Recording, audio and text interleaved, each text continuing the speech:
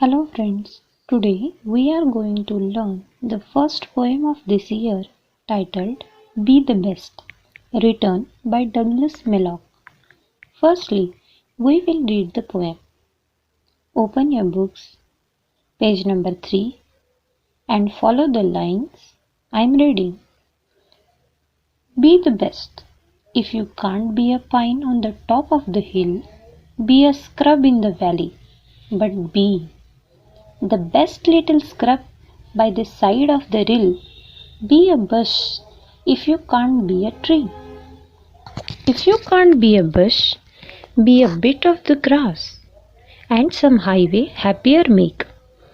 If you are a muskie, then just be a bass, but the liveliest bass in the lake. We can't all be captains, we have got to be crew.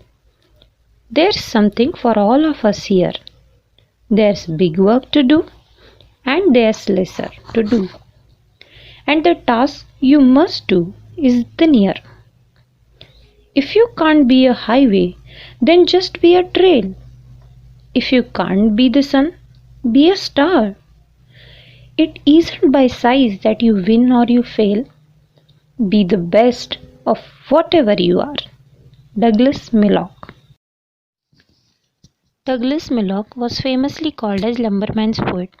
He was brought up amidst the forest, logging camps, sawmills, and lumber yards, and fascinated by the ingenuity, power, and sheer beauty of nature.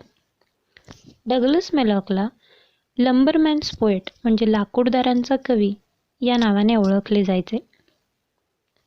त्याचे लहानपण जंगलामध्ये लाकडांच्या वखारीमध्ये गेले.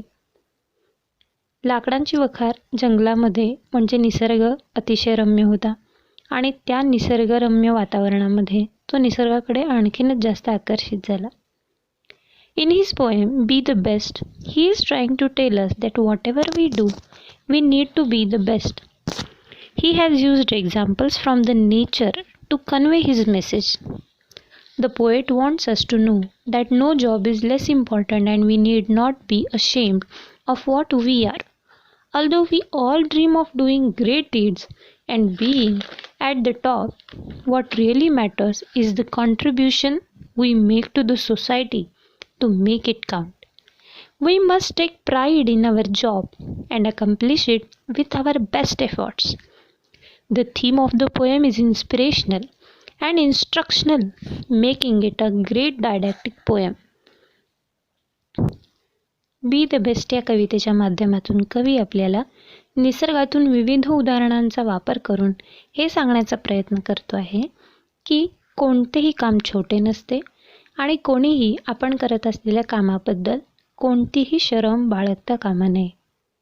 जरी आपण सर्वांनाच असं वाटत असलं की आपण कुणीतरी खूप मोठं बनावं, काहीतरी खूप महान कार्य करून दाखवावं, तरीसुद्धा सत्य परिस्थिती ही आहे की जे काही आहे, आपण जे कोणी आहोत ते महत्त्वाचेच आहोत आणि आपण ह्या समाजाला हातभार लावत आहोत. त्यामुळे आपण जे काही करत आहोत तेच पण आपल्या सर्वोत्तम शक्तीनिशी आपण करायचे आहे. ही कविता प्रेरणादायक आणि आपल्याला एक नैतिक संदेश देणारी अशी कविता आहे. Let's start with the first stanza. If you can't be a pine on the top of the hill, be a scrub in the valley, but be the best little scrub by the side of the rill. Be a bush if you can't be a tree. The poem starts by giving examples of nature. The poet says that if you can't be a pine tree standing tall on the top of the hill, then that doesn't mean you are not worthy enough to be a part of the forest. You can always be the best scrub in the valley beside the rill, making the valley beautiful. The tall pine trees may form large forests, but without scrub by the side of the stream, the valley would lose its beauty. So, at least be the best scrub, if not a pine tree. He is trying to say that be the best employee if you can't be the boss. पाईन हा एक वृक्षाचा प्रकार आहे. हे अतिशय उंच असे वृक्ष असतात. हिल म्हणजे टेकडी. Scrub, an area covered with small low plants म्हणजे झुडपं. रिल म्हणजे स्ट्रीम, रिल म्हणजे पाण्याचा प्रवाह, झरा. बश म्हणजे सुद्धा झुडपं. व्हॅली म्हणजे दरी. या कडव्यामध्ये कवी असं सांगत आहे की जर तुम्हाला टेकडीवर उभा असणारा उंचच उंच असा तो पाईनचा वृक्ष बनणं शक्य नसेल, तर याचा अर्थ असा नाही की तुम्ही जंगलात राहूच शकत नाही. तुम्ही जंगलातल्या इतर गोष्टींचं काम करू शकता. म्हणजेच स्क्रबसारखं. स्क्रब, झुडपे. ही झुडपं काय करतात तर पाण्याच्या प्रवाहाच्या आजूबाजूनी जी शोभा वाढवतात.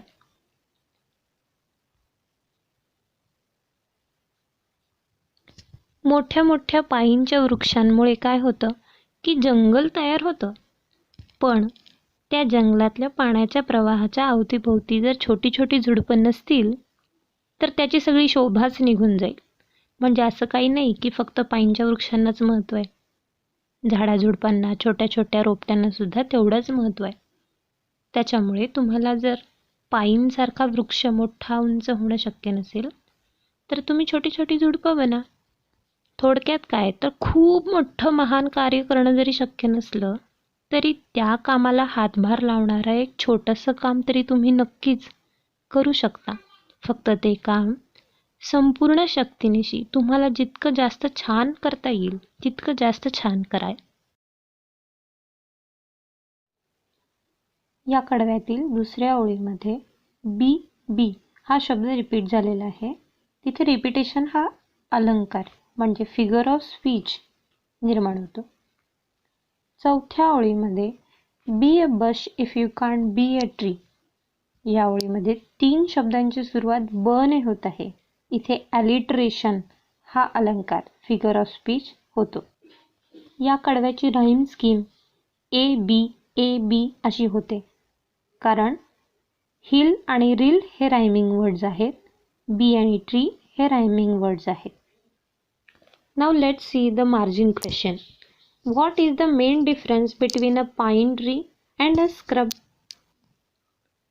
The answer is the main difference between a pine tree and a scrub is that a pine tree is on the top of the hill, it is tall and recognized, but the scrub is in the valley, small, low and unrecognized.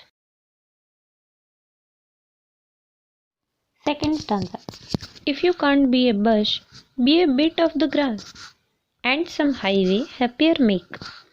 If you are a muskie, then just be a bass, but the liveliest bass in the lake. Here he again says that if we can't be a bush, then be a tuft of grass, because a bit of grass along the highways can also make it prettier and happier. He then moves to another aspect of nature to prove his point. He says that if you can't be a muskie, a relatively uncommon and rare freshwater fish native to North America, be a bass, an edible fish, but the liveliest bass in the lake. The muskie may be precious and hard to catch, but they aren't favorites of the locals. Bit of the grass म्हणजे गवताचं पातं. Highway मुख्य रस्ता. मस्की आणि बास हे माशांचे 2 प्रकार आहेत. लाईव्हलीएस्ट म्हणजे अतिशय छान, सुंदर, जिवंत असा. या कडव्यामध्ये कवी सांगत आहे की जर तुम्हाला झुडूप बनणं सुद्धा शक्य नसेल तर गवताचं एक पातं बना, कारण मुख्य रस्त्याच्या दोन्ही कडेला किंवा एका बाजूला सुद्धा जर हिरवं गार गवत असेल, कुरण असेल तर त्या रस्त्यावरनं जाणाऱ्यांना आनंद होतो. आपल्याला सुद्धा अशी हिरवळ बघितल्यानंतर छान वाटतं. तर दुसऱ्यांना आनंद देण्यासाठी तुम्ही किमान गवताचं एक पातं तरी बना. पुढच्या 2 ओळींमध्ये कवी निसर्गातील दुसऱ्या 2 गोष्टींना घेऊन आलेला आहे. म्हणजे माशांचे 2 प्रकार आहेत. कवी सांगतोय की तुम्हाला मस्की बनणं शक्य नसेल. मस्की हा एक असा मासा आहे की जो खूप दुर्मिळ आहे.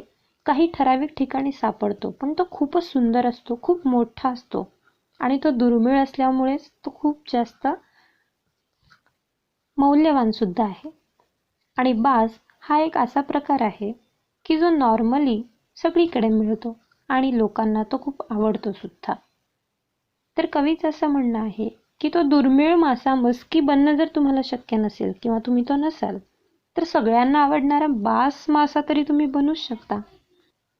थोडक्यात काय, तर काहीतरी दुर्मिळ बनण्यापेक्षा सगळ्यांना आवडणारं, हवंहवंसं वाटणारं आणि मदत करणारं असं काहीतरी बना.